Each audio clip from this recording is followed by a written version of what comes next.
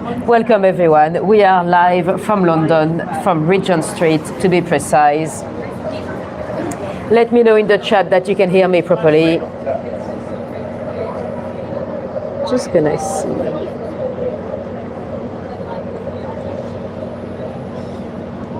Is it an Hellfest? Is Linda B here as well?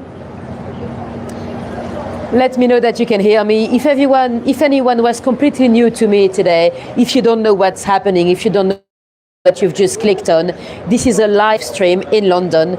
It's the second of the hour, and it is nearly 8:45 p.m. We've got about 10 minutes before to start. We're just waiting for everyone to connect. Hi Tish, nice to see you here.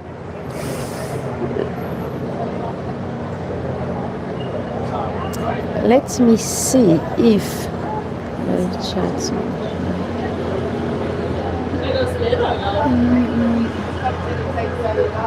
I wanted to see if there's a way, because the chat keeps going away after a few seconds, but I don't think there's a way to keep it. So if I miss any of your questions, that's because I'm streaming straight from YouTube today.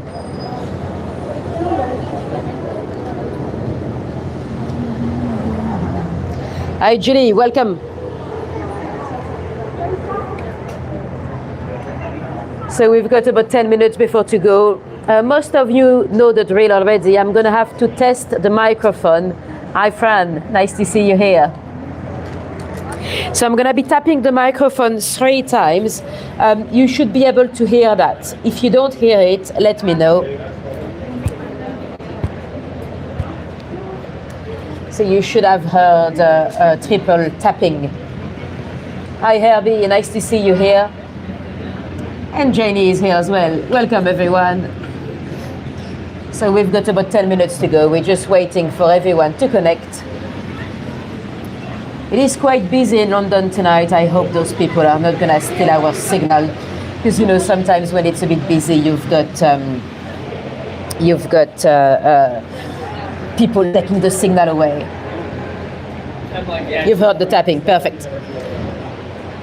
If at any point through the tour you start to hear a lot of wind or this type of noises, do let me know. It could be a microphone issue. So, hi Laurie, welcome.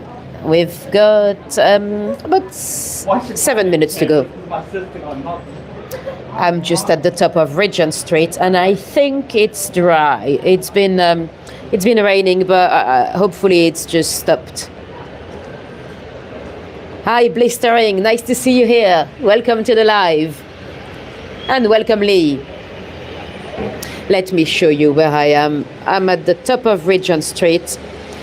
I'm hiding behind a massive chocolate reindeer. Yes, you've heard this right. I'm behind the bum of a chocolate reindeer. There he is.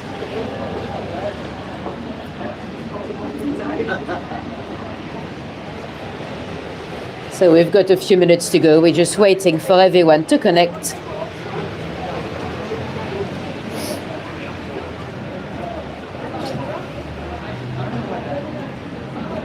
Let us know in the chat where you're tuning from, especially if you happen to be new.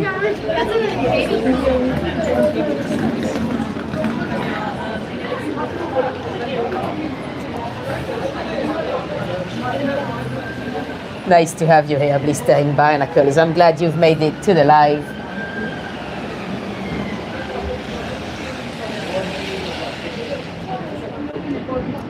Yeah, so far I'm happy with the weather. It's not too cold either. Well, I am a bit cold myself because I've been wet, but not too bad. Let's see what time it is. We've got 6 minutes to go. So tonight we are exploring some areas you might know, like Carnaby Street, Regent Street, Piccadilly, but I'll tell you some dark tales. Dark tales on Christmas lights. You love the angels? Yeah, they're beautiful. Although they've been here for years. I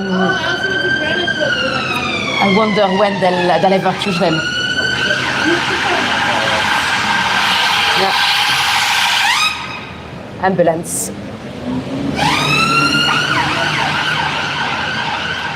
Yeah, the displays in the shop or some different areas, they change regularly, but the big Christmas lights, they've been on for many years. Even Carnaby Street, well, you'll see in a moment, Carnaby Street is not massively original this year. It's very, very similar to last year. But spoiler alert, I shouldn't say too much. You like the angels as well, Laurie? Thanks. Baltimore. Thanks.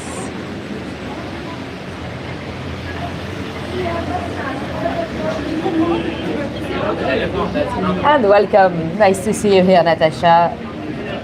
And welcome, Walpuri.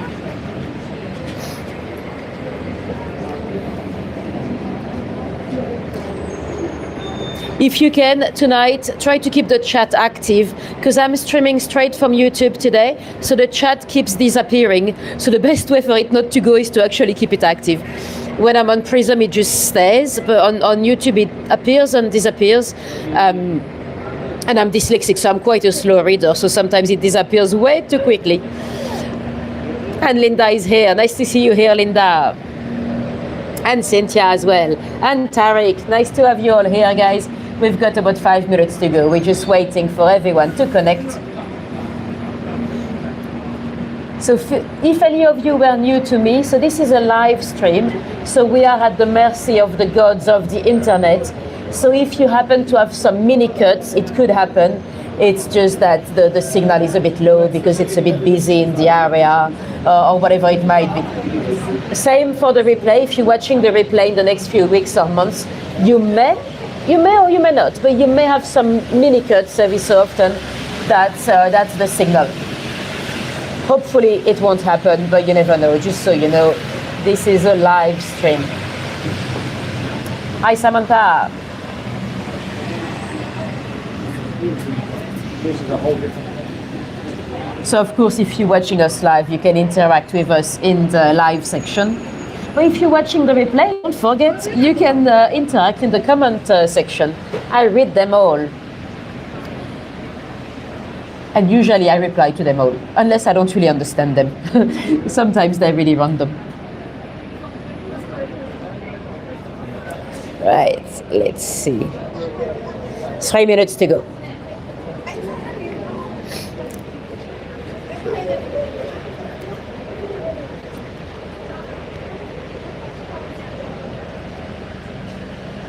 Too many people to list.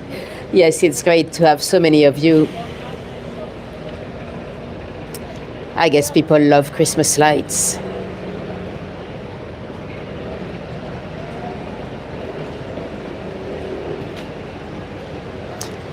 I bet you're looking forward to see the front of Rodolphe, because we see only his bum for now. I'll show you the front before we go.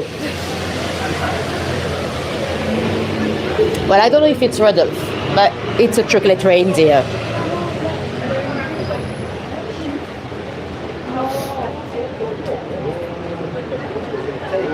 Rodolphe is American anyway. I think they didn't have any names before that.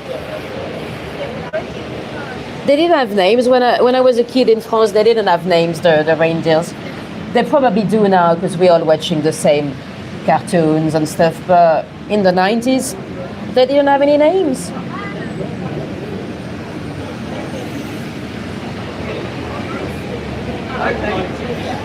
Biggest chocolate reindeer you've ever seen? Yeah, I don't think I've ever seen a big one. Well, not like this. It's snowy, wow.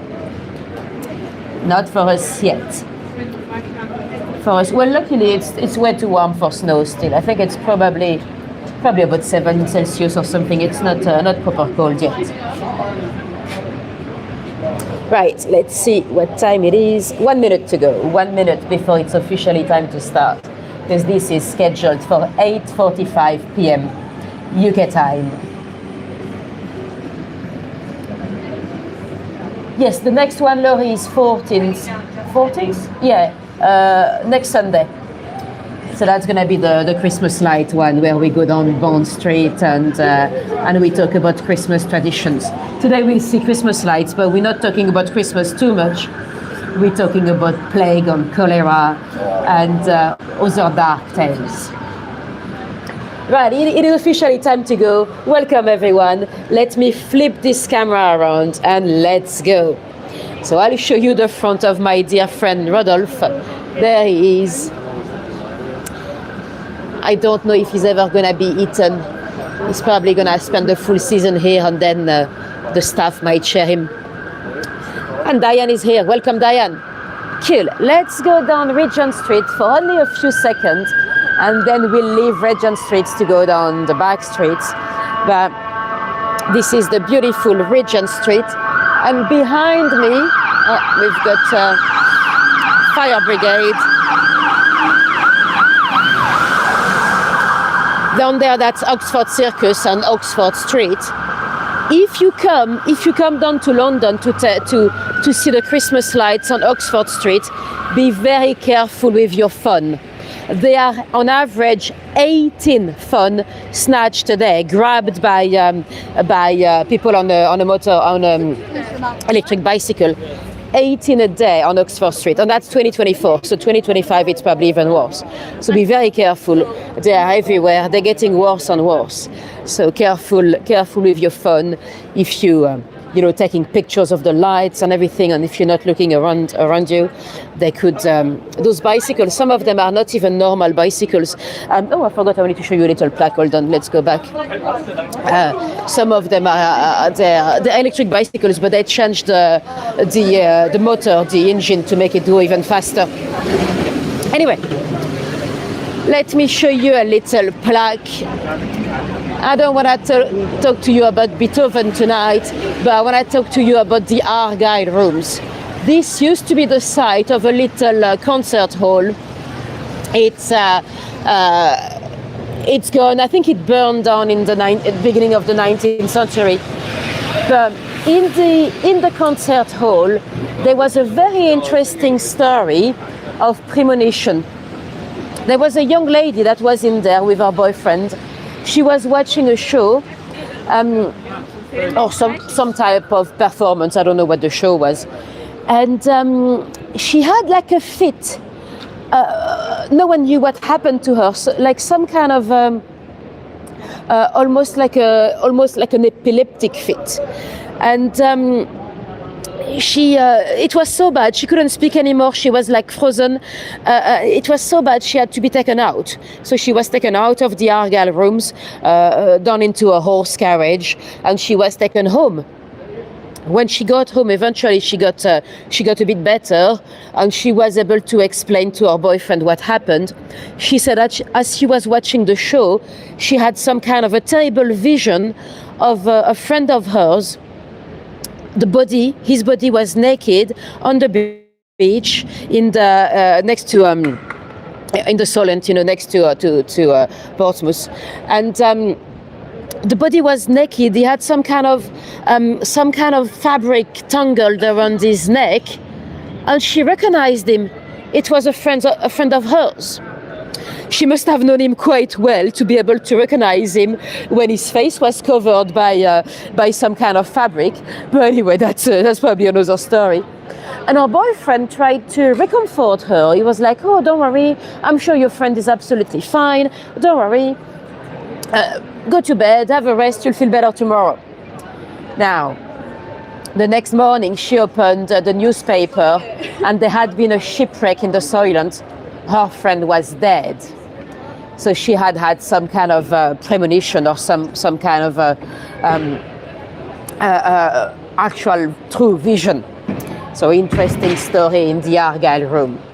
Now this beautiful building, I'm gonna try not to stay in front of the Palladium for too long, because last time I did this tour, last Christmas actually, the security came out to ask me what I was doing. So we're not gonna stay here too long. But this is the beautiful Palladium Theatre. And guess what? It is haunted. There's a staircase at the back. I've never been inside. I love theaters, but I prefer small productions because in the big ones, if I buy the cheap tickets, I never see anything. Anyway, there's a staircase at the back. It is said to be haunted by the ghost of a lady.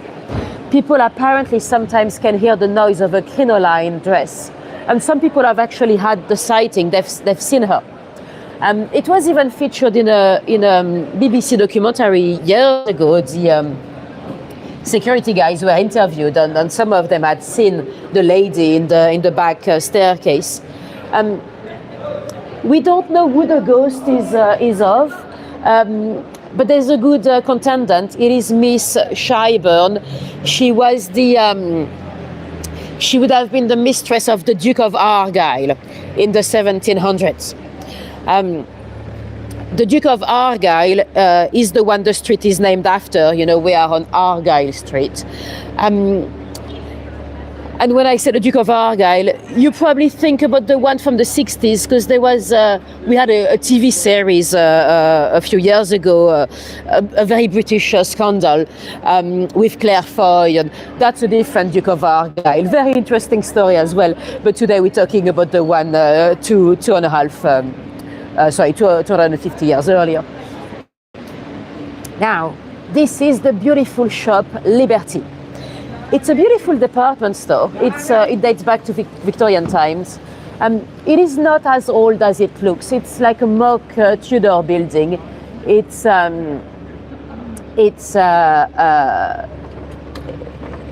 think I've missed something about the discussion about reindeers. Apologies.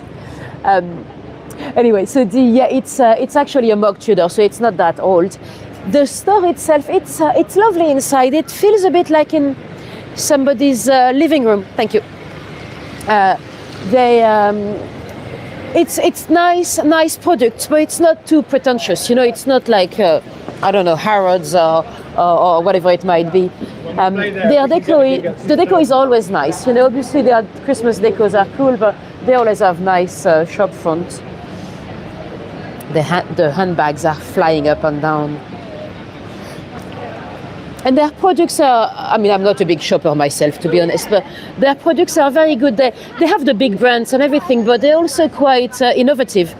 Every, I think it's in June, they have an open day when anyone, you don't have to be in the fashion industry, you don't have to be anybody really, anyone could come and pitch their products. And the director used to be an American guy, but I think they've got a new director now. And anyone can come and pitch their product, and anyone could be featured. I did watch a documentary about it a few years back. There was a lady from East London. She had managed to create a nail varnish that smelled good, a nail varnish that was a perfume at the same time. And the big boss was like, yeah, that's fresh, that's new, I've never seen that before, we take it. You know, so they're quite innovative because of that open day when anyone can come. So we are now on Great Marlborough Street, that you might know from the Monopoly board. On the Monopoly board they call it Marlborough Street. It is Great Marlborough Street.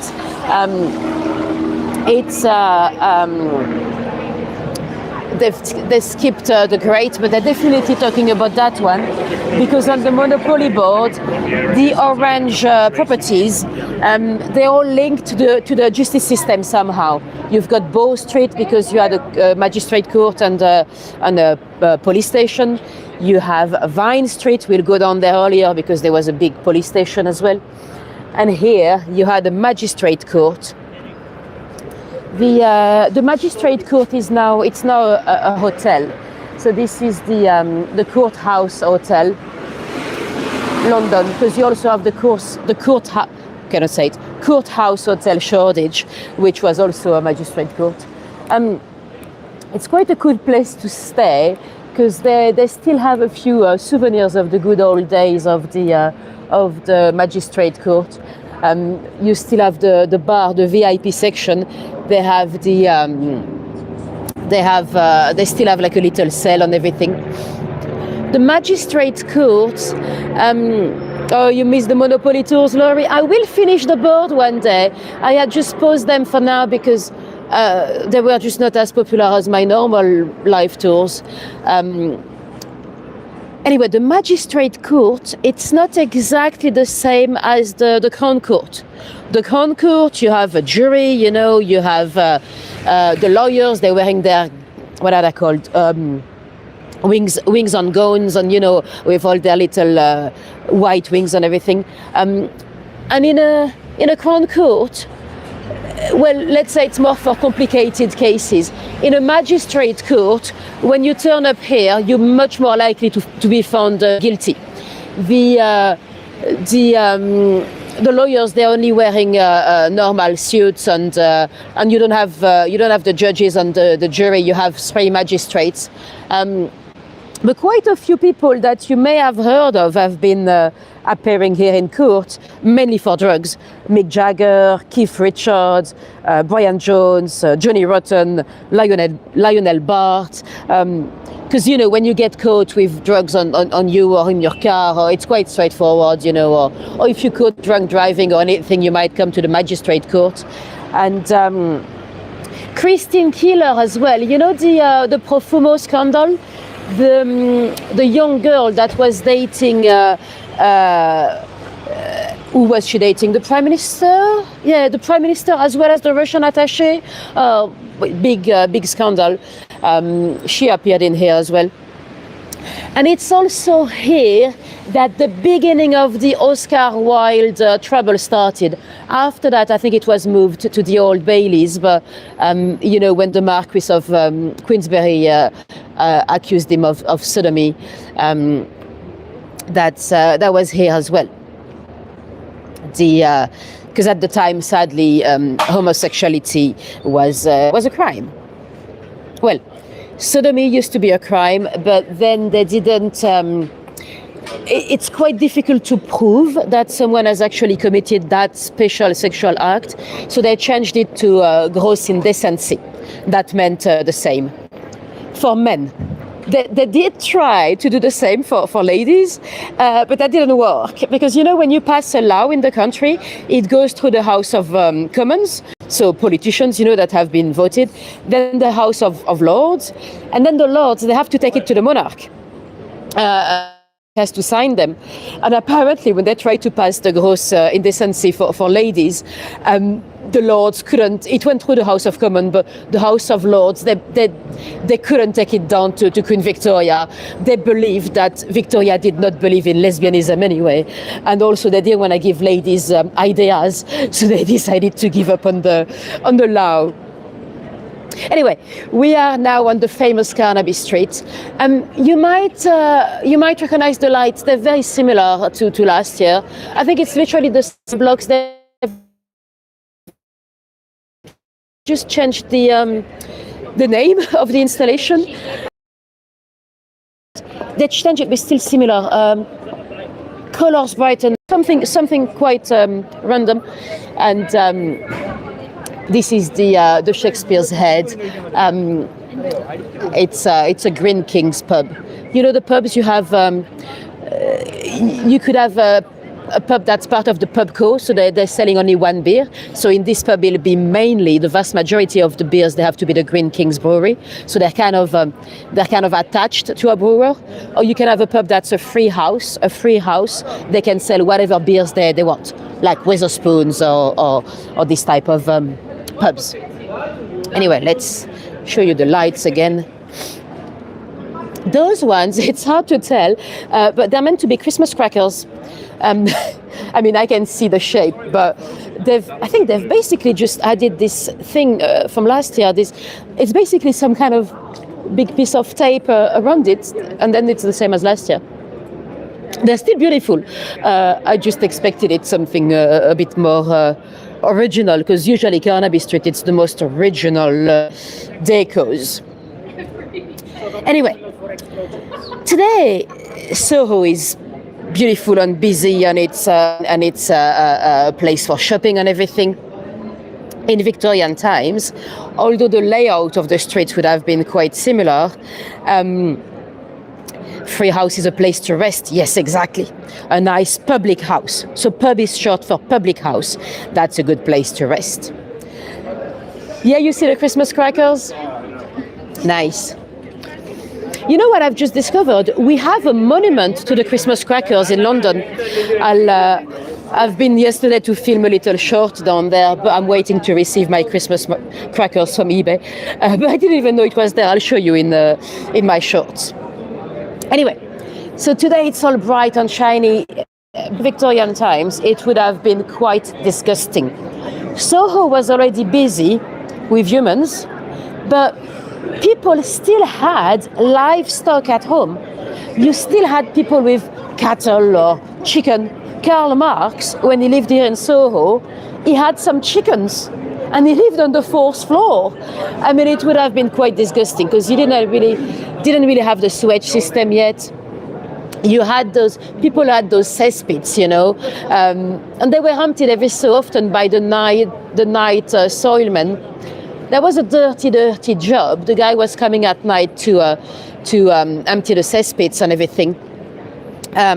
Dirty job and also a very dangerous job, because when you went down the cesspit, it was very slippery. You could slip and drown. It has happened in the 14th century. There was the case of Richard the Racker. He sadly drowned. I mean, he slipped on the pool and he drowned in the cesspit. That's a shitty way to die, literally. So yeah, that was a dirty place. And at the time, you had what they called penny licks. A penny lick. Let me show you an image. It's like a tiny little coupette. Oops. Bear with me. So it's like a tiny little coupette like this, and you'd have those street vendors, and for a penny they'll sell you a tiny little coupette of ice cream. You'd lick it, and then you'd give it back to the vendor. Then straight away they'll use it for the next customers. No hygiene whatsoever. They didn't even have running water to wash it, you know. You'd be lucky if they swiped it with something. So that's the perfect ground for epidemics, as you can imagine. Would you believe those penny licks? They were not made illegal until 1898. So yeah, quite disgusting.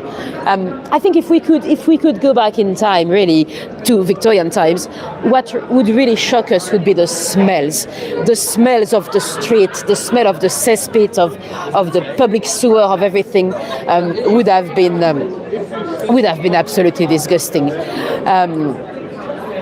Anyway, let me show you. We're not going to go in because there's no signal inside, but that's Kingly Court. That's a lovely little food court. And we'll go down Broadwick Street. Broadwick Street used to be called Broad Street. They changed the name because something terrible happened here. Usually when you have something terrible happening anywhere, like a murder or an epidemic or stuff like that, they end up changing the name, you know. Anyway, this little light installation, that's always here. It's called Chaida Walking. That's from an artist called Julian Hoppe, and it's always there. Chaida, she walks, and walks, and walks, and walks. Anyway, let me show you the spirit of Soho. That's a mural from, I think it's 1991. So as you can see, it's a lady opening up her dress. And then she unveils 105, I think it is, 105 different characters that are somehow linked to Soho's history. Excuse my finger, but that guy there with the glasses, that's John Baird. That's the guy that invented the television here in Soho. We're not gonna go all the way to his house, but I should take you back down to Soho, like Old Compton Street and stuff soon. So I'll show you his house. It's on top of Bar Italia, another Soho institution. And the little guy with the yellow coat next to the clock, that's Mozart. The guy with the book that says DK, that is Karl Marx. And the red jacket and the white hair, that is Casanova. Hi Eva, nice to see you here. Casanova and his mistress, Teresa. Casanova, he was known to have made love to 132 people in his life. I say people because they were not all ladies. Today we tend to forget, we think he had, some of them were sex workers anyway, so it's not exactly anything to be proud of. Well, actually, even Teresa, when they first met, she was pretending to be a castrato. You know, the castrato, they were those boys in Italy that would have been castrated, so their voice wouldn't change, and then they'd do like opera and stuff like that. And so when he met Teresa, she was officially a castrato, and he was like, I think she's a lady. I mean, born female. And he seduced her, and yeah, she was indeed pretending to be a castrato, but she was born female. Right, we are now on Broadwick Street, where in the 1850s we had a terrible epidemic of cholera. Now, cholera, it is an interesting disease. It's extremely quick. Yes, I think it's 132 only. Yes, only. Anyway, yeah, cholera, very quick. You could be fine at breakfast and dead at night. It would start with a little grumbling in your stomach, and then you'd start vomiting and pooping, and you know it was. You'd eventually die of dehydration because you know it be coming out of you from every single orifice. Some people survived, but not that many. 2 out of 3 died, and you knew you were on your last leg. You knew you were about to die when you started to have rice water stools.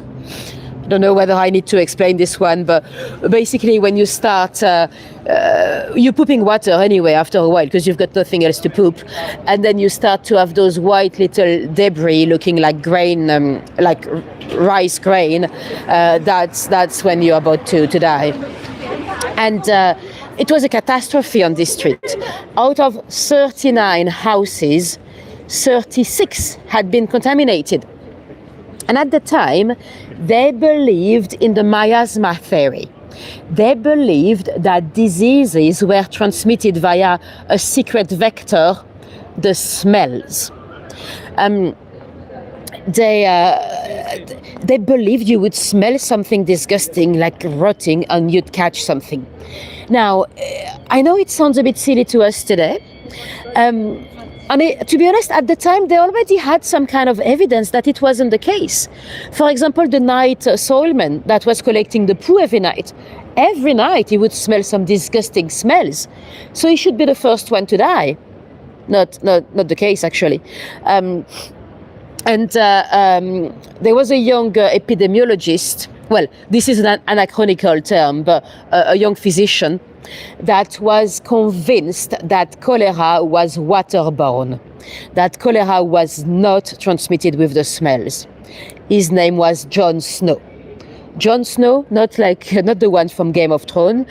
John Snow, Yes, Sam, rice water stools. That's the way it's been described.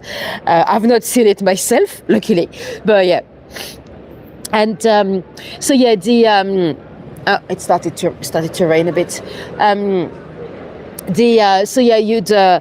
Snow was convinced that it was transmitted through the water, and he was very brave. He came and knocked at every single door. He mapped the area because he wanted to find out where exactly they were getting their water from. A good epidemiologist not only studies the cases, but he also studies the oddities, the non-cases. And down here, there was a brewery, on this side, the Lion Brewery. John came to the brewery because they were not contaminated. None of them was positive for cholera. So he knocked at the brewery. He was like, "Where do you get your water from?" And the guys at the brewery, they said, "Well, we don't drink water. We've got free beer. Why would we drink water?" Okay, he took notes. Then he went down to there was a workhouse. You know, the workhouses, they were those accommodations for the very poor. He went down to the workhouse because the ladies at the workhouse, they were not contaminated either. And he asked them, where do you get your drinking water from? And they said, oh, we have our own pump. Okay, he took notes. Then there was a lady that died in Highgate. Highgate is quite far from Soho. And it's unusual because in Highgate, they usually have some good water. That's actually where the water comes from. Hi, Barbara, and welcome everyone. Welcome everyone that just joined. So the lady was dead, but he went to ask the family, was like, where did she get her water from? And the family said, well, you know what, she used to live in Soho, and she was quite fond of the taste of the little pump on Broad Street. Because at the time, a lot of people had their favorite water pumps, because the water would taste slightly different from one pump to another, because they'll be from different streams and everything. So the family used to come and pick up the water from this very pump here, and they would bring it up all the way to Highgate for the old lady that died. Interesting. Then there were the case of a few schoolboys as well that were contaminated, and they didn't live in Soho. But he found out that they used to walk past this very water pump here on their way from school. And they used to get a bit of water. Now, Soho, Snow was convinced that this water pump was killing Soho. And he managed to convince the sanity board to remove the handle here. So people could not get the water. They had to go to a different pump. Would you believe? The epidemic stopped. He probably saved a lot of people. We now believe that the stream had been contaminated by the poo of. When you get cholera, it comes from somebody's feces anyway. Well, very often still today, you know, when you have a bad stomach, it's very often that someone didn't wash their hands after going to the loo, and then you've touched something and you've licked your finger or whatever. So he managed to stop the epidemic, but the sanity board, thank you very much for the tip. That's very much appreciated. It's Natasha, it's very, very useful. Thank you. The sanity board was not convinced. Although he had managed to stop it, they were still very far, way too deep into the miasma theory. It took them another 30 years for them to be convinced. Some people, including some very famous people like Florence Nightingale, they did not believe him. They still believed that you would breathe in the disease. And I'm going to be careful where I walk here because it's very, very wet and puddly on the floor. Snow was an interesting character. He has a pub now named after him. He probably would have hated it because he was a teetotaler. He never had a drink in his life. Now he's got a pub named after him. He was originally from York. He had actually studied cholera in a little place ironically called Killingworth around Newcastle, where the miners were getting contaminated by cholera. Cholera came from India originally, but it came through the port of Gateshead and Sunderland next to Newcastle. So he had already been studying cholera. And he actually, when he came down to study in London, he actually walked all the way from York, and then he studied at the Ontarian School of Medicine. Thanks, Janie. That's very, very much appreciated. Oh, I love the little fox. And he also worked with Queen Victoria. He was a precursor of anesthetics. He was the first one to give anesthetics to ladies giving birth. You know, at the time, an anesthetic was a shot of whiskey and that was it, you know. And Queen Victoria, she was giving birth a lot. She had, I think it's 9 kids. And he actually gave her chloroform as a painkiller. So a very interesting doctor. Well, I said a shot of whiskey. Sometimes it was also a bit of cocaine. Queen Victoria, she famously experimented with cocaine when she was on her period to fight the period pain. Anyway, very interesting doctor. Now, there was another epidemic around here, an epidemic of plague. Well, the plague was not only here; it was all over London. We had a few plagues coming through over the years, but today we'll focus on the one from the 17th century. The protocol, what they'll do when plague came to the city was pretty much the same anyway, because they didn't know much about the disease. When the plague came, they knew.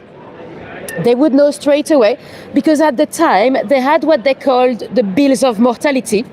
You could buy it for a penny, and you'd know every single death in your local parish, and it would tell you what killed them. So you would see Peter fallen off a tree or whatever. Thank you, Rose. And or you'd see Barbara, Tiff. Because you could die out of a toothache at the time. We're very lucky today to have amazing dentistry, but at the time you could die out of teeth. So you would see one from the plague, and you'd know it was coming. When the plague came, the first thing they'll do is to close the pubs, quite similar to what we did with COVID. This little pub here called the Old Coffee House, it's a cool one. It dates back to 1772.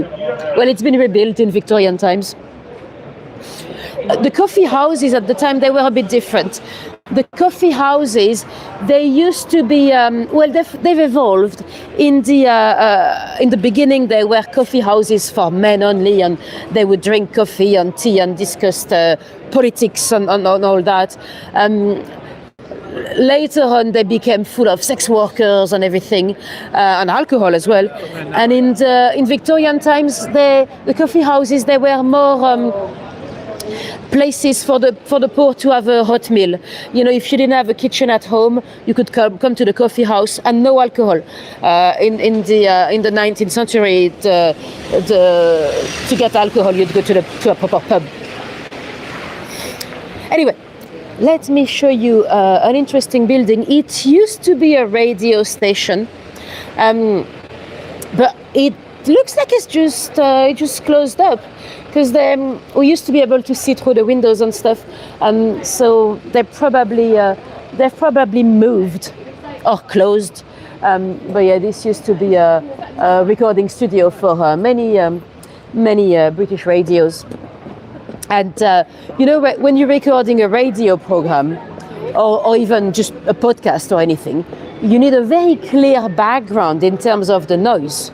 And here, apparently, they had a few issues sometimes, because as they were recording, they would hear some children in the background, some children moaning.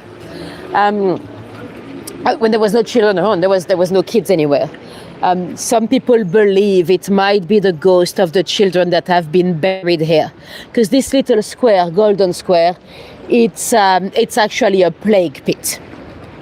So the plague pits, they were those burial grounds, improvised. When the plague came, they had way too many deaths. The cemeteries or the graveyard completely saturated, so they had to improvise those little plague pits. And not only was it a plague pit, but it was also a pest house. The pest houses, we didn't have many in the UK. There was more on the continent. I think we had only 5 in London. The pest houses, they were those isolation camp for the sick, which we know now would have been much better, because usually they didn't really do that. Usually, when someone in the family was starting to show some bubos from the bubonic plague, they'll lock the family in. They'll put a red cross on your door. The parish was paying for a lock on a guardian as well. But the thing is, if mummy was showing some boo-boos, then the rest of the family was staying with her.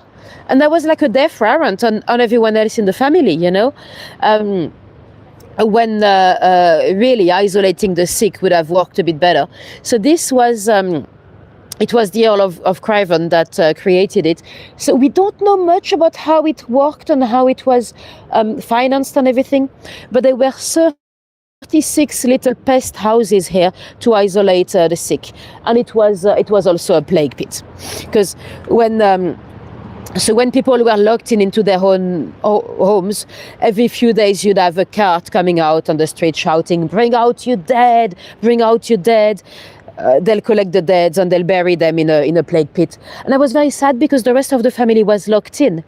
So when they finally came out, for the few that survived, they didn't even know where their loved ones had been buried. And sometimes in the movies and the documentaries and stuff, you see them throwing the bodies, and they didn't do that. They actually did take care of them. You know, they've excavated a lot of plague pits. Yes, they were buried all together, but they would still lay them on their back, facing God, you know, facing the sky and all that. They didn't just throw them like rubbish. But yeah, so that was an interesting... and now it's still a little square, because you know what? Those plague pits, at the time people did not understand anything about the disease, you know, they had no clue where it was coming from. You know what they did that was really sad?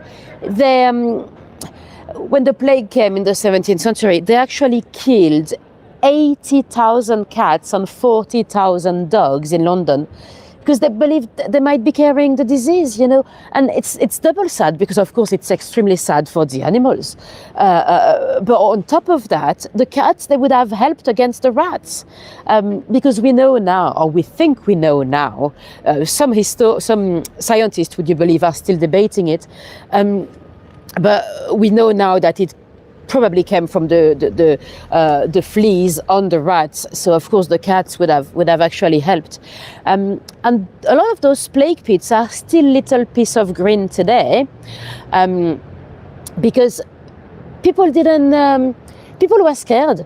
They were scared of building their homes. They were scared to touch the ground and put the foundations of their homes, because they believed they could still catch the plague, you know, decades later. And this lovely little square, I mean, a lot of people don't know, you know, like I used to come for lunch here myself years ago. I used to work as a photographer in Hamleys, so that's where I'd come and have my lunch. And you know, I've always often wondered, you know, out of all the people that come here to sit and have their lunch, how many know that they are sitting on thousands of dead bodies? About 4,000, we believe. I don't know. Anyway, they some of you might be thinking about a little song, a little nursery rhyme.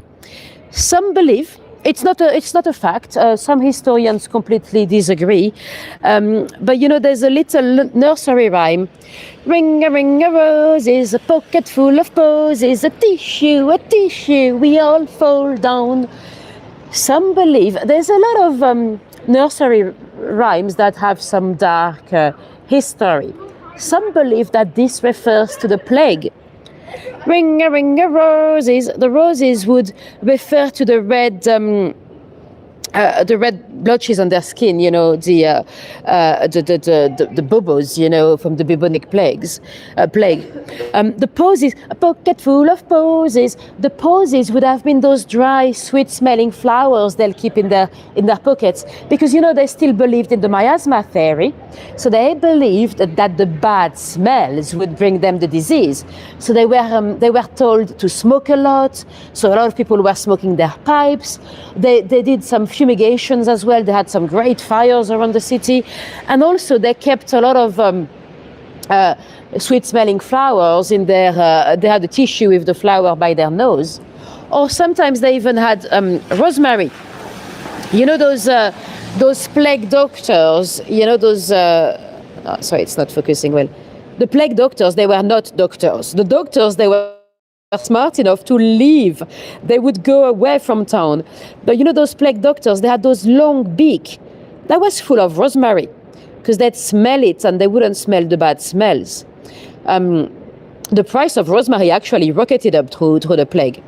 And you know what? This costume actually worked to an extent, because the fleas from the rats couldn't really get to them, because they had this long robe covered with some kind of a waxy thing on those gloves and those big nose full of rosemary and stuff.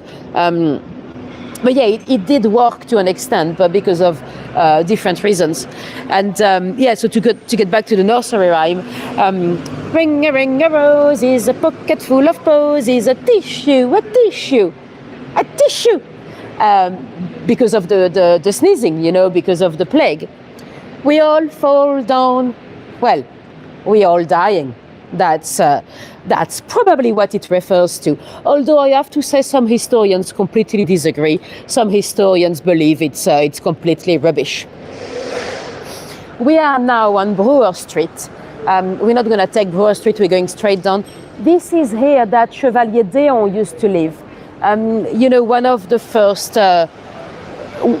first very well documented transgenders or transvestile. We don't really know what he truly identified as. He was a French spy.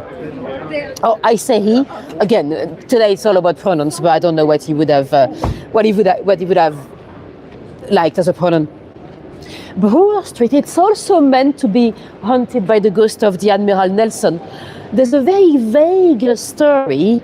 I don't know if there's any truth behind it, but there's a very vague story stating that he would have come down the street to check there used to be a coffin maker on the street, and that the Admiral wanted to choose his own coffin, and that he's since haunting the street. No idea if that's true. Anyway, let's go back down towards Regent Street to see the angels.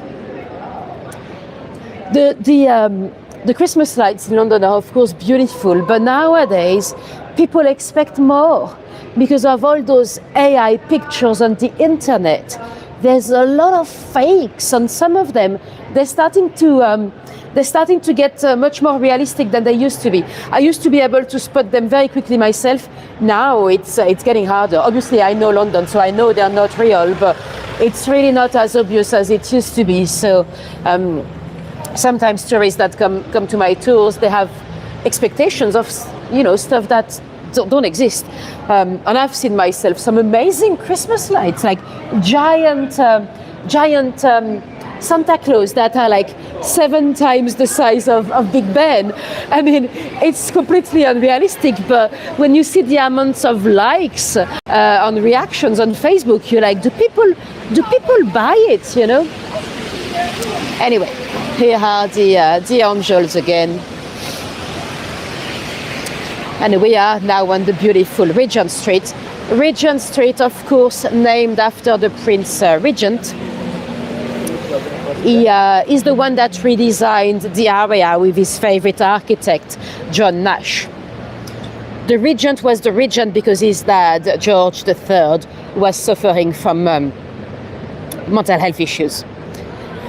Originally, the bottom of the street had some kind of canopies, a bit like there, like a shelter. But they had to remove them because when you have those free shelters, it attracts the wrong crowd. The pickpockets, the sex workers, the beggars.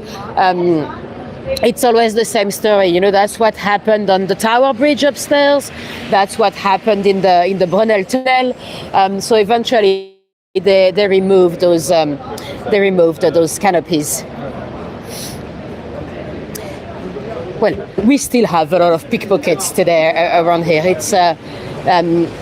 It's getting worse and worse. I'm not too worried myself, because my phone is on a gimbal, so I would actually. They wouldn't be able to take it from me because, well, first, they'll be very stupid to take it when I'm live because you might have a picture of their faces. But because the way you grab your gimbal, I'll be much stronger than them anyway. But if I was just on my normal phone on the street, I'll be grabbing it with both hands. In this area, sadly, you have to now. There are a lot of grabbers. It sounds a bit sexual when I say that because you've got those grabbers in the underground, that grab people's ass, fun grabbers or snatchers, I should say, fun snatchers, I think they're called. Anyway, this is Piccadilly on the famous big screens. It's very often the same brands. I mean, Coca-Cola is pretty much always here. It's probably some of the most expensive, oh, it's green, I'm gonna cross over. Probably some of the most expensive advertising in London. The first company that actually advertised here, it was Perrier, the French sparkling water. And that was, I think it's 1908. Not with this type of screens. At the time, of course, it would have been like literally lamp balls.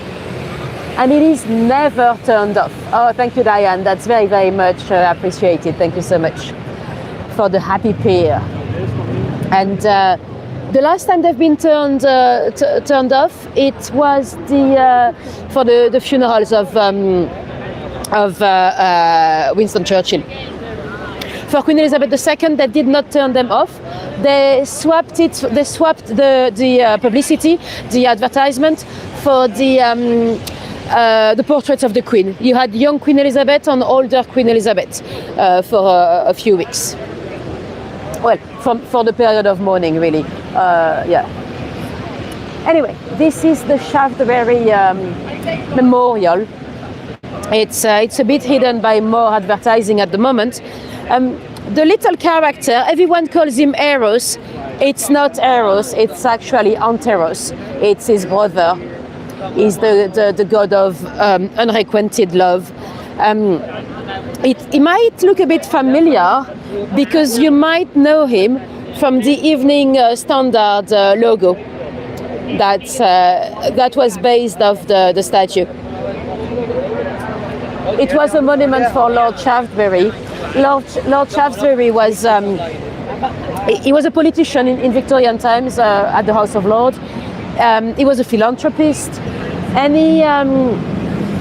he was fighting really hard against child labor. Sadly in Victorian times, kids did some very difficult jobs, and like going up to clean a chimney or stuff like that. And Shaftesbury was trying to stop it. And if not to stop it, at least to somehow reduce the number of hours they could work, or at least reduce the dangerosity of the jobs they can do. Because like those little boys cleaning the chimney, first they'll have to go up naked, because if they were wearing any items of clothing, it could get trapped and attached. And also, it was just very dangerous. They were like little Santa Claus going through the chimneys. Anyway, let me show you a little police box. Those little blue telephone boxes, we have a few of them left in London. That would have been for the police officers on patrol or the members of the public. You could open the box and call the police station if you noticed anything suspicious. So that was, of course, before everyone had the telephone. Nowadays they're not needed because everyone has a phone. So you'd call the police station. If you were here, you'd probably call the police station on Vine Street. That's where we're heading to now. I'll show you Vine Street. When we go under the scaffolding in a minute, I'll show you something interesting. I'm probably gonna forget, so remind me under the scaffolding. Now we find those angels again. So we are now on the street Piccadilly. Piccadilly was named after those Piccadilles. The Piccadilles, I'll show you what they were. They were those neck collars they had in the 16th and 17th century. They look a bit like coffee filters, if you ask me. They were very popular at the time. If you go back to, I don't know, the time of Walter Raleigh or Queen Elizabeth I and all that. And there was a gentleman down here called Robert Baker. He was a tailor, and he used to produce some amazing Piccadilles. The Piccadilles, they were also called underpropas or wisp. but Piccadilly was the most common term. And his home was down here, so they called it Piccadilly Hall, and eventually it became Piccadilly. On circus it's Latin because Piccadilly Circus used to be a roundabout, so that's a circle in Latin. And down here you've got the Dilly Hotel, and down this way that goes back towards Regent Street. The Dilly, it used to be called the Piccadilly, but eventually they have shortened it to the Dilly. Why not? At the back, they used to have a reading room. I think it was called the St. James's reading rooms. That is the place where Charles Dickens did his very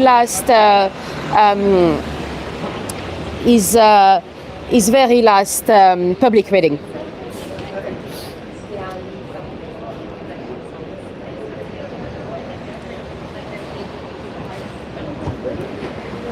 And here is the scaffolding.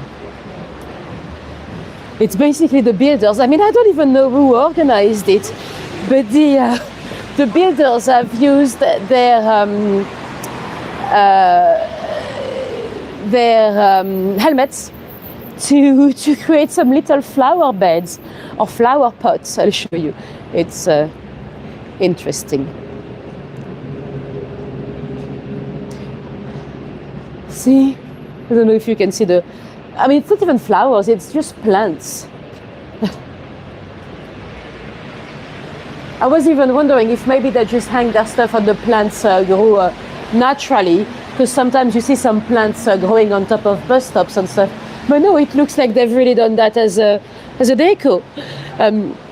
It's interesting that they care. And this letterbox is closed. No. I guess people don't send not enough letters anymore.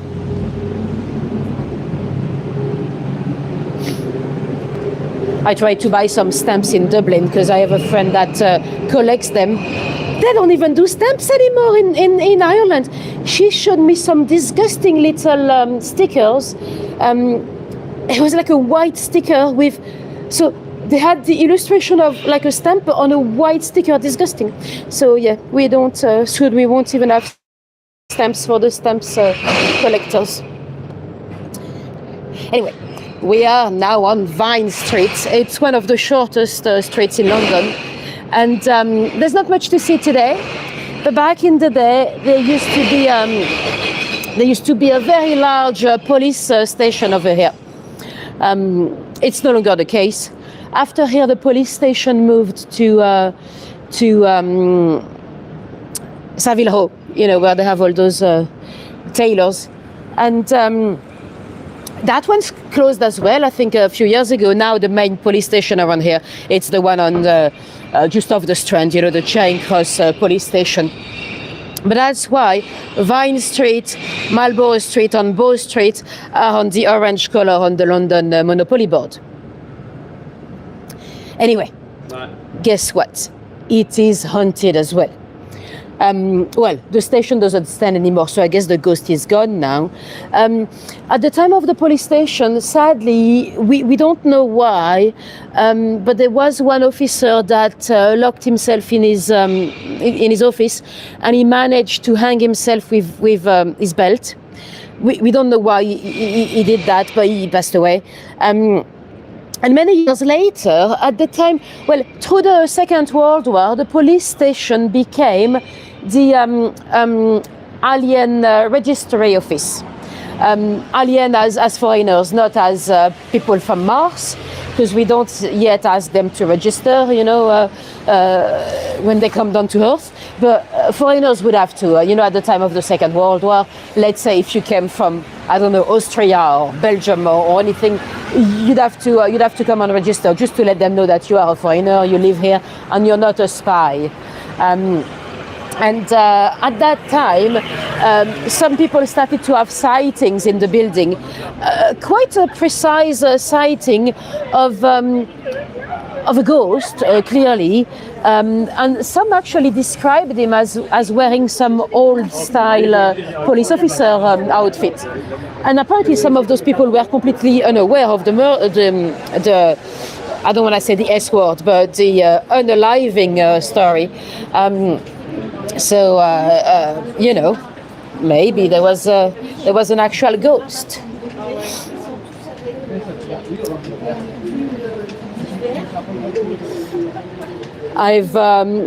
If anyone said anything disrespectful, good news, I've not seen it. Was it addressed to me? Oh, someone is asking me to prove that I am live. Okay, what do you want me to say? You can tell me say fart, and I say fart. Tell me, I can prove it. That's no problem. Anyway, hello, who's this? And welcome everyone that just joined. Right, so time to go and take you down to Fort Mason. But first, I want to show you some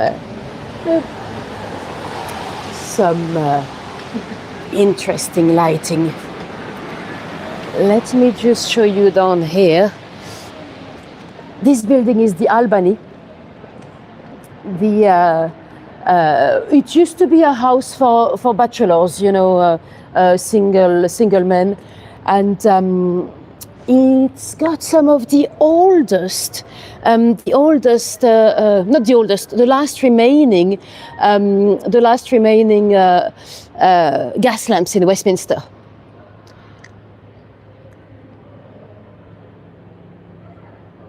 Oh, they thought I was not live.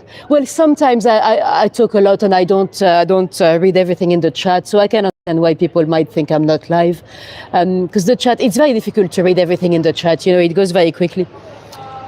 Anyway, lovely gas lamps. We used to have a lot of them in Westminster, but sadly, they've been removed. The Westminster Council has removed a lot of them. Officially, it's to reduce the carbon footprint, but it's not true. Because apparently the carbon footprint of changing them is actually higher than just leaving them. There's a company that's called the London Gasketeer, not a company, more like a group that was fighting to save them. But yes, Sam, it's actually gas. But sadly, I think it's pretty much that's the only two I know that are still here now. There might still be a couple more, but I don't even think so. I think they are the only surviving ones. Until a few years ago, we had many more, but not anymore. Right, let's go and take a look at Fort Mason. Fort Mason, it's a lovely department store, and they always have the most exciting window displays. It's so the facade, it's an advent calendar. You see today it's the 2nd, excuse my finger, but you've got 1 and 2 that are lit up. So eventually, once we get to the 24th, we should have lit up the full windows. And oh, thank you, Linda. And it's an amazing store. It's actually quite old. It dates back to 1707. The gentleman that started it, he used to work for Queen Anne. Queen Anne, you probably would have heard of her. We talked about her in some of my tours before. Queen Anne, she's the one that was potentially a lesbian, you know, the one that had an affair with a few ladies. Well, one was the Duchess of Marlborough. You know, we were on Great Marlborough Street earlier. That was named after her husband, the Duke of Marlborough. But the Duke of Marlborough, he got his kingdom, his dukedom, sorry.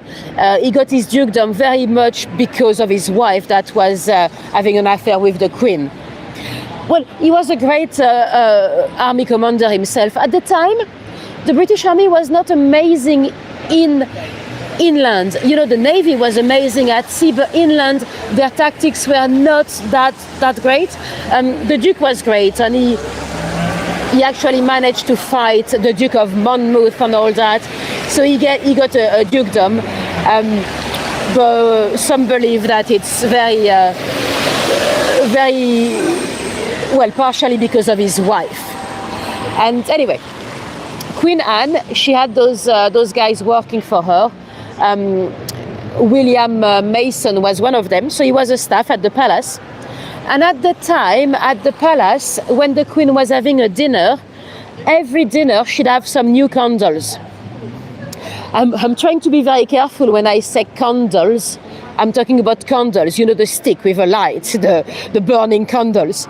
Because I used to do some food tours, and I would take them in the basement of Fort Newman Mason. They have a food court, so I would take them down there to try Scotch eggs and anything like that. And anyway, I told her the story. Let me tell you the story, and then I'll tell you what she understood. So every time the Queen was having a dinner, there'll be some new candles on the table. So a lot of candles were wasted. I'll show you the display on this side. It's not as nice as the other side, but it's cool as well. So a lot of those candles were half burned, and William Mason decided to ask the Queen if he could collect those half-burned candles and sell them.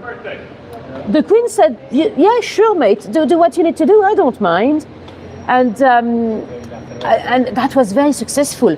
He made a huge amount of money because everyone wanted those candles that had been on the Queen's table. And with that money, he decided to ask his landlord, Hugh Mason, if he wanted to start a shop together. So that's how they started Fort Newman Mason, and they kept working for the Queen. So, I'll show you. They're up here, Fort Newman Mason. See those little characters? That's Fort Newman Mason. Hi, Nefarious, and welcome anyone that just joined. So they kept working for the Queen, and that's how they got a royal warrant. You see the royal warrants up there. So that's when you supply Buckingham Palace. And anyway, so that's how the shop was started. But I was going to tell you one day, so when I was doing food tours in the food court, I told the story to a customer, and she was like, Nathalie, can I double check something with you? I'm not sure I got the story right. And she was like, what? What did they like to put on the table? They didn't want any used condoms? And I was like, no, candles, not condoms. So now I'm being very careful when I say the story, because I don't want anyone to think the Queen had some used condoms on the table, and that any other staff wanted to upcycle the used condoms. Anyway, beautiful displays on this side. Fort Newman Mason is also very well known for its hampers. You know, those Christmas hampers, those big baskets that you can gift to any of your loved ones. Not only the Christmas ones, you can get a hamper for any picnic, or, you know, back in the days they used to take them down to Ascot or anything.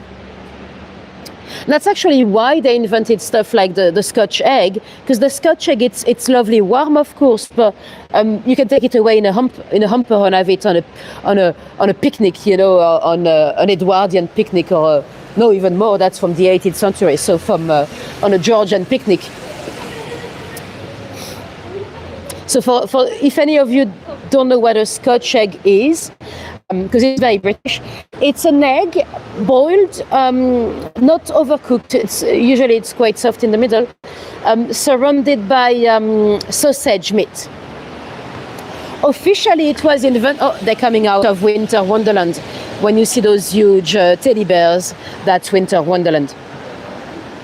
The Scotch eggs. It's officially it's been invented here in the 1700s. Some say that it might have been inspired by an Indian recipe. Some say that it might have been inspired by the Scottish eggs. So nothing to do with Scotland, but there was a guy in Whitby in a port that was doing some eggs surrounded by Apologies, I've lost you for a sec, so I'll show you the other window again in a moment. Some say that scotched in the 18th century, it might have meant chopped or minced, or so it might that might be where the Scotch egg came from.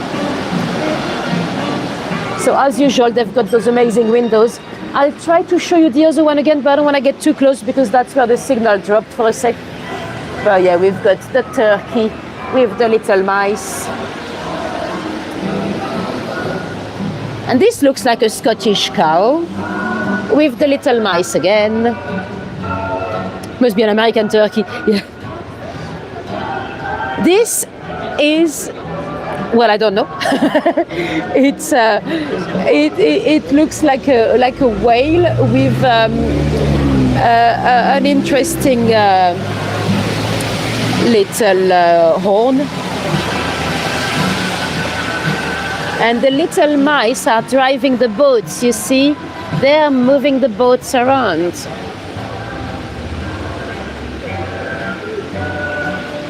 Sam introduced you to those cows. Nice. I've never seen any, I don't think. And I've been to Scotland, I've been to the Highland, but I didn't see the cows. Right, let's go down to the other side. Yeah, firework! I don't actually like actual firework. I'm scared of the fireworks, but those ones are nice to me. And you still have the little mouse in the tree. Oh, she's the one throwing the firework. Well, I don't know why I say she. It could be a he. How do we know? Oh, this one is cool as well.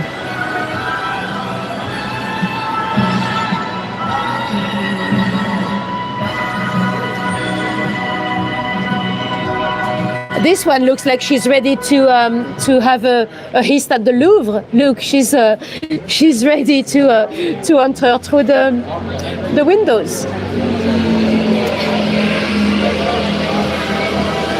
They actually caught they caught both of the guys that stole the crown jewels at the Louvre.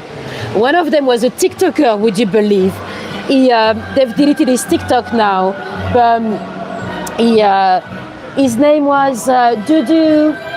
What was it? Dudu Cross Bitume. He was doing some cross motorcycle in Paris, and he became big on TikTok. So they're not even high-class criminals. I like the sign. Please do not touch the candle, parrot. And what is the parrot doing? Fire risk. I wonder if that's a little note to the candles that made the money for William Fortnum. Yeah, the windows are always fantastic over here in even their normal deco, you know, Christmas is great, of course, but whether it's Halloween, Easter, Jubilee, whatever it may be, they always have amazing displays.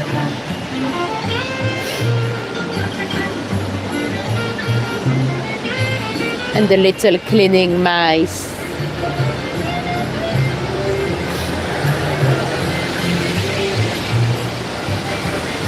The mice, they're quite similar to the ones we had last year. I don't know if you remember last year we had mice and foxes and squirrels. So we don't have the squirrels and the foxes this year. We've got lion, but we've got the little mice are very similar. Now let's go to the last ones.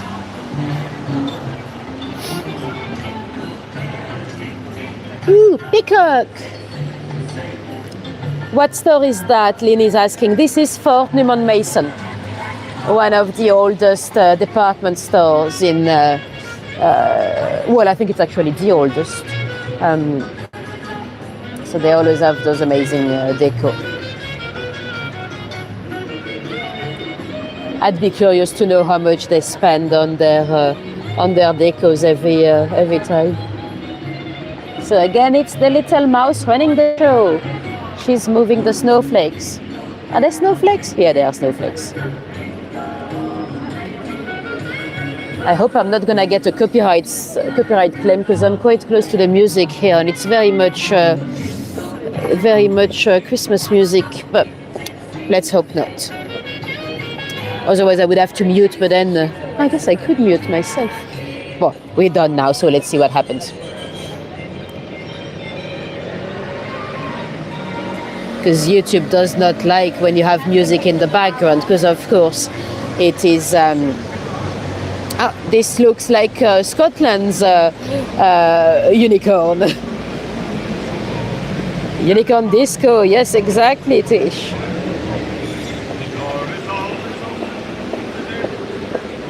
Right, so what we'll do is we'll move to the other side of the street, so to get away from the music, and we'll wait, let's see what time it is, we'll wait 4 minutes to see to see Fortnum&Mason coming to say hello.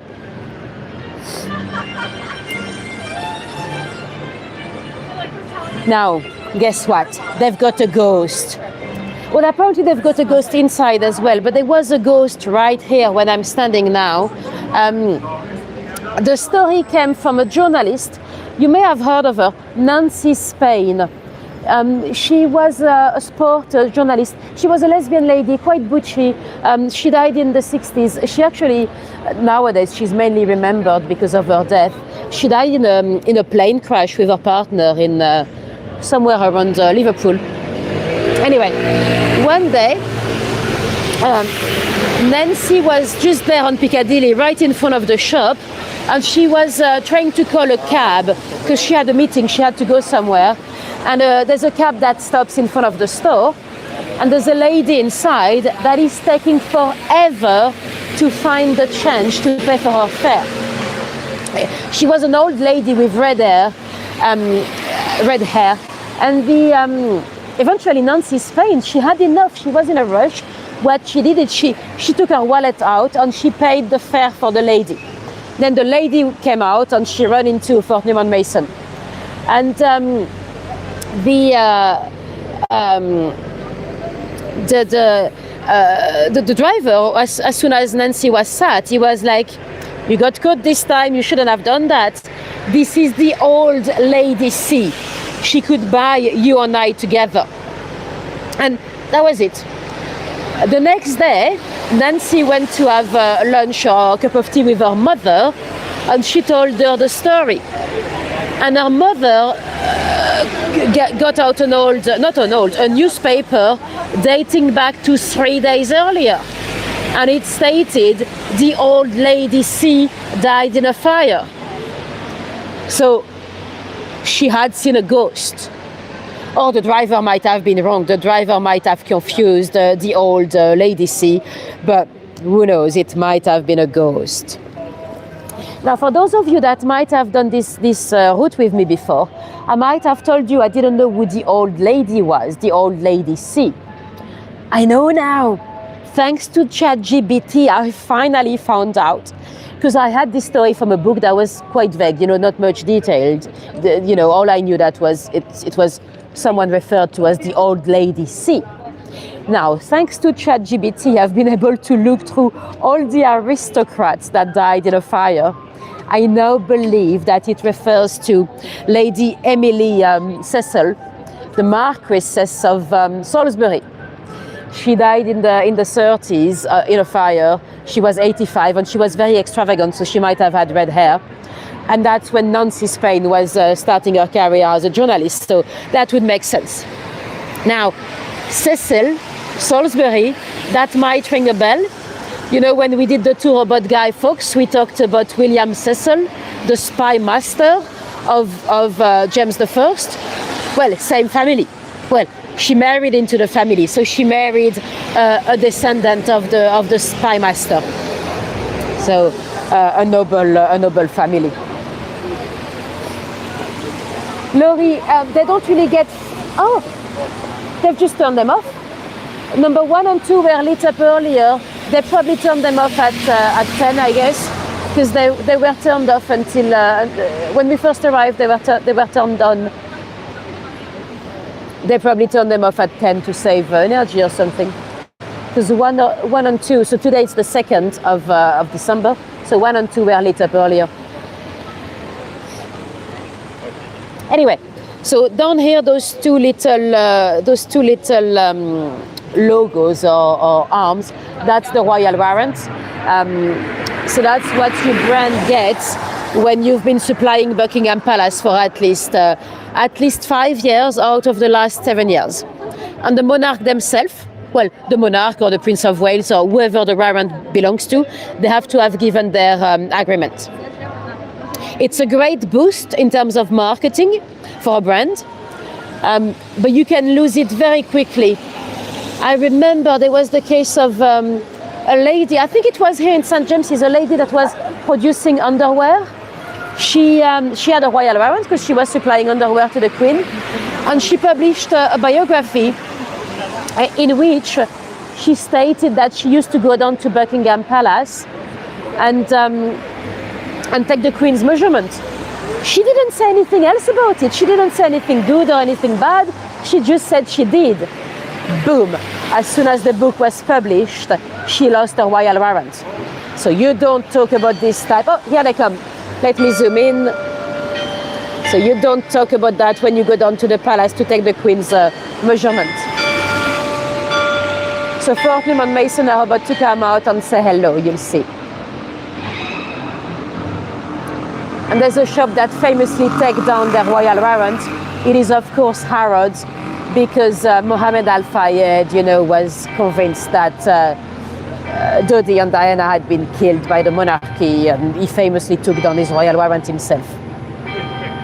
So he was the owner of Harrods at the time.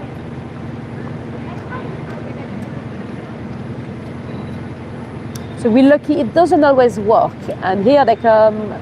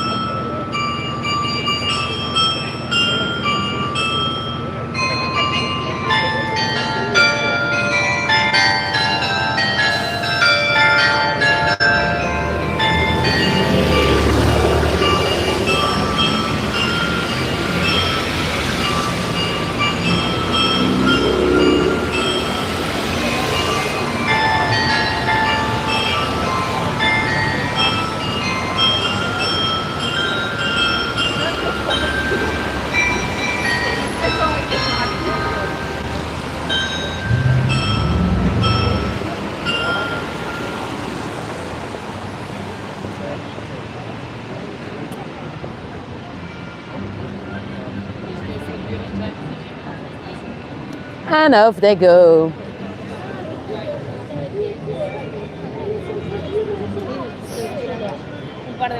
Right, I'll just zoom out. See the statue there of the two with triangular and square face? Those are King and Queen. It's from an artist you might know. She's called Lynn Chadwick. We saw another piece from her when we went down to the docks, in my Dark Tales of the Docks tour. The statue has been moved now, but we saw another piece from the same artist. Right, let me zoom out. And guys, that's gonna be the end of the tour. Let me know in the chat if you have any questions before we go. Let me show you my face again. Thank you very much for coming today. It's always a pleasure to have so many of you on board. Thanks to all of you that already dropped me a tip on YouTube. If any of you drop me a tip on PayPal or buy me a coffee, that's very, very much appreciated as well. I don't see them live, but I'll see them later when I open my emails.